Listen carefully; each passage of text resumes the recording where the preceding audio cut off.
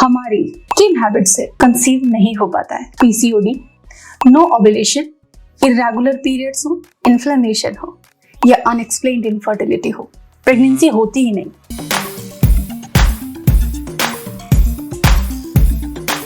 Hello and welcome again to YouTube Saheli channel. आज हम कुछ ऐसे सेंसिटिव टॉपिक पर बात करने वाले हैं जो कि कभी टच में नहीं आता, कभी नजर में नहीं आता, लेकिन कई बार इन रीजंस की वजह से प्रेगनेंसी नहीं हो पाती है। और आज अब बहुत अच्छे तरीके से समझ जाएंगे कि आपको कैसे चेंजेस लाने हैं, क्योंकि यही सब कुछ हम आज के वीडियो में डिटेल में समझने वाले हैं। और अगर आप यूट्यूब सहेली के डेली अपडेट्स नहीं देख पा रहे हैं तो चैनल को सब्सक्राइब करें, नोटिफिकेशन के बेल को ऑन करें। फ्रेंड्स, हम सभी लोग खाना खाते हैं, सोते हैं, काम करते हैं, घर का, ऑफिस का, जो भी वर्क हमारे पास होता है, लेकिन इन्हीं चीजों में कुछ इम्प्रूवमेंट अगर कर दें आप तो प्रेगनेंसी के चांसेस बढ़ जाते हैं। क्या इम्प्रूवमेंट, कौन से इम्प्रूवमेंट, और ये इम्प्रूवमेंट करने से होने क्या वाला है, समझते हैं। जब आप इन 3 कामों में इम्प्रूवमेंट करते हैं, जैसा कि आज हम डिस्कस करेंगे, तो आपका मेटाबॉलिज्म बढ़ता है, आपके एग और स्पर्म की क्वालिटी बढ़ती है, जो हार्मोन्स में इम्बैलेंस रहता है वो बैलेंस आ जाता है, फलतः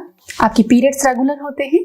पीसीओडी अगर आपको है तो हार्मोन्स सही तरीके से बनने लगते हैं, एग की क्वालिटी इंप्रूव होने लगती है। जिनको पीरियड्स तो आते हैं पर ओव्यूलेशन ही नहीं होता, उनको ओव्यूलेशन होने लग जाता है। कई लोगों को बॉडी पे इन्फ्लेमेशन रहता है, वाटर रिटेंशन रहता है, फूला फूला सा बदन रहता है और कमजोरी रहती है, साथ में इन्फ्लेमेशन भी कम होने लग जाता है। यही नहीं, इसके अलावा और भी बहुत सारे ऐसे रीजन हैं जिसकी बहुत बड़ी लिस्ट हो सकती है। तो करना क्या है वो सीख लेते हैं, प्रॉब्लम्स आपकी खुद ब खुद ठीक होने लग जाएगी। सबसे पहली चीज है हमारा भोजन, खाना में हम क्या गलतियां करते हैं। कई बार कन्वीनियंस के नाम पे, इजी के नाम पे हम कुछ ऐसे फूड कॉम्बिनेशंस बना लेते हैं जो बिल्कुल सही नहीं होते हैं। डाइट एंड न्यूट्रिशन साइंस में बैलेंस डाइट हर जगह काम आती है। बैलेंस डाइट का मतलब क्या होता है? सही मात्रा में कार्बोहाइड्रेट, सही मात्रा में प्रोटीन, इम्यूनिटी बूस्टिंग फूड, फल और सब्जियां, डेयरी प्रोडक्ट्स एंड फाइबर। इसके अलावा इनके अंदर से न्यूट्रिएंट्स का बॉडी में सही एब्जॉर्प्शन हो और इनका डाइजेशन भी अच्छे से हो, उसके लिए वाटर इनटेक बहुत जरूरी है। लेकिन इंडिया में ज्यादातर डाइट में प्रोटीन कम मिलता है। प्रोटीन कम मिलने से क्या होगा? प्रोटीन कम मिलने से मेटाबॉलिज्म पे फर्क पड़ता है, सेल एंड टिश्यू रीजनरेशन पे फर्क पड़ता है, एग क्वालिटी पे पड़ता है, हार्मोन्स पर पड़ता है। सही तरीके के कार्ब्स, जिसमें सबसे ज्यादा मैं फोकस करती हूँ फर्टिलिटी के लिए मिलेट्स को, मोटे अनाज जो पॉजिटिव मिलेट्स हैं, श्री धान्य है, उनको आपको खाना चाहिए। रागी, ज्वार, बाजरी बेस्ट है। गेहूं चावल से थोड़ा सा शिफ्ट करें और मिलेट्स को धीरे धीरे अपनी मील में इंट्रोड्यूस करें। इसके अलावा डेयरी प्रोडक्ट्स बहुत जरूरी है, इससे स्त्री बीज और स्पर्म्स दोनों ही अच्छी क्वालिटी के होते हैं। पीसीओडी में मिल्क डायरेक्ट नहीं लेना, आपको फर्मेंटेड लेना है, बटर मिल्क लेना है। चाय के कुछ कॉम्बिनेशंस मैं आपको बताती हूँ। जो कुछ हर्ब्स हैं उनमें पावरफुल एंटीऑक्सीडेंट होते हैं, वो बॉडी के टॉक्सिन्स निकालते हैं, फर्टिलिटी बूस्टिंग इफेक्ट होते हैं। कुछ ड्राई फ्रूट्स जैसे कि मखाने, आलमंड्स, फिग्स, इनको आपको खाना चाहिए। अब बात आती है कि हम सही मात्रा में सही समय पर खाएं, तो वो कैसे पता चलेगा? तो फ्रेंड्स, फर्टिलिटी के लिए 30 डे रूटीन पे लेटेस्ट कुछ दिन पहले ही मैंने वीडियो अपलोड किया है। आप पीछे जाकर प्लेलिस्ट में उस वीडियो को देखें कि रूटीन में किस तरीके से किस चीज को कब खाना है, कितनी मात्रा में खाना है। तब आपको पता चलेगा कि खाना अच्छा खाना भी जरूरी है और खाना सही समय पे खाना भी जरूरी है, जिससे वो सही तरह से पचे, सही तरह से मेटाबोलाइज हो और उसके पोषक तत्व आपके शरीर को मिल सके। इसके बाद बात आती है सोने की। खाना और सोना दोनों एक दूसरे से जुड़े हुए हैं। अगर आप सही डाइट लेते हो लेकिन आप ठीक से स्लीप नहीं ले पाते तो वो खाना आपको ज्यादा फायदा नहीं पहुंचा पाएगा। क्यों? क्योंकि आपकी नींद आपके मेटाबॉलिज्म को कंट्रोल करती है, आपके हार्मोन्स को कंट्रोल करती है।